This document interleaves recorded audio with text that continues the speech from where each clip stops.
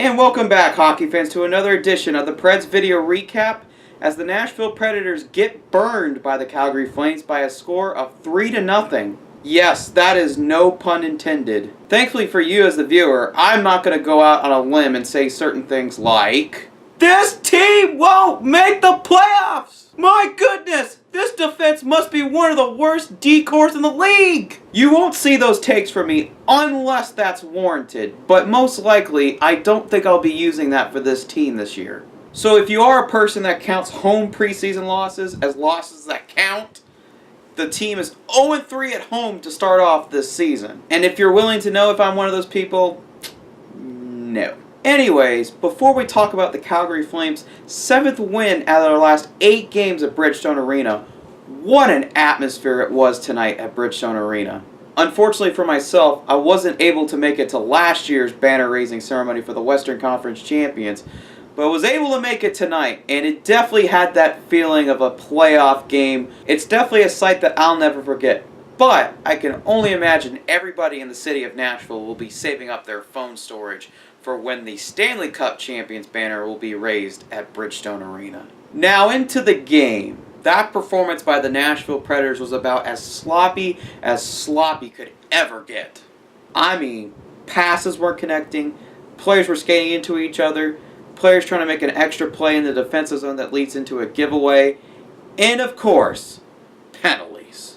The game-winning goal and then the goal that padded that total to 2 goals were all on the power play for the Calgary Flames. Which, by the way, is Johnny Gaudreau starting to turn into the next Jerome McGinley towards the Preds? After tonight's 3-point performance, Johnny Gaudreau now has 18 career points in 13 career games against the Nashville Predators. Johnny Gaudreau made a player who got votes for the Selke Trophy, the best defensive forward in the NHL. Colton Sissons looked so bad with that toe drag there at the blue line, leading Elias Lindholm to the first goal, and which ends up being the game-winning goal to start that contest. Though, as you can imagine, with the Predators and Flames trying to work out some early season kinks, so are the referees apparently. I mean, Sam Bennett did score the goal even though a whistle had been blown before the puck had went fully across the goal line.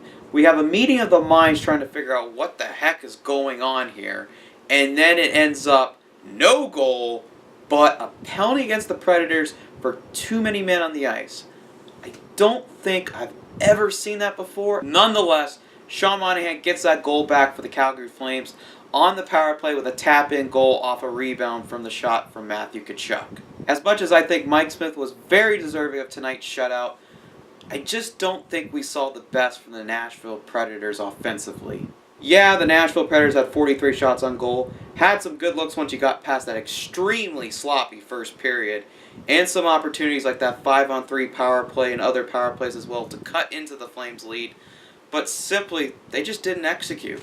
I felt like the opportunity for the Nashville Predators to get one past Mike Smith was there in the first period when Mike Smith was just having such a hard time controlling his shots, and then also you saw his stick drop 2 times in that period. He looked quite fidgety having to adapt into that game. That was really their opportunity to get one past Mike Smith and really get the crowd going into the game, but that just never happened in that first period, and it allowed Mike Smith to get himself adapted into the game. My 3 stars of the game are as followed. 3rd star of the game is going to go to Johnny Gaudreau of the Calgary Flames. The Preds better find a way to stop Johnny Gaudreau offensively, or else those 18 career points in 13 games is only going to get higher from this point forward. I know I'm comparing 13 career games against the Nashville Predators for Johnny Gaudreau to 68 career games to Jerome McGinley in his career against the Nashville Predators, but Johnny Hockey currently has a better points per game average against the Nashville Predators than Jerome McGinley ever had in his career. Take that into consideration. My 2nd star of the game goes to Sean Monahan. Of course I'm going to put the guy with 2 goals tonight, at least in my top 2 stars. Which, by the way, if the Preds in Sean Monahan's draft year, which was 2013, had gotten another win, they could have been in the situation to draft Sean Monahan that year. Just makes you wonder what this roster would look like if Sean Monahan was the #1 center of the Nashville Predators.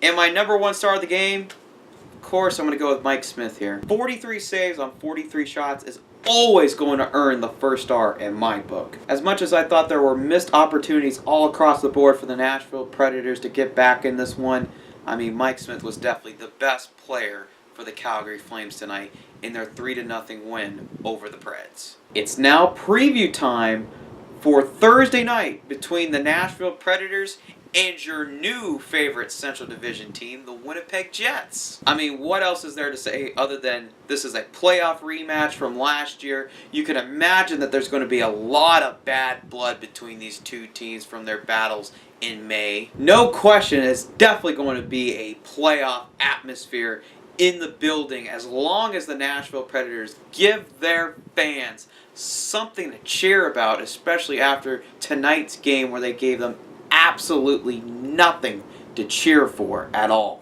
The one aspect that I'm very intrigued to watch with this Winnipeg Jets team is what's the loss of Paul Stastny going to the Vegas Golden Knights going to have on their center position, especially at the 2-hole. When Paul Stastny had gotten traded from St. Louis all the way to Winnipeg, he just seemed to be such a perfect fit there on that hockey team.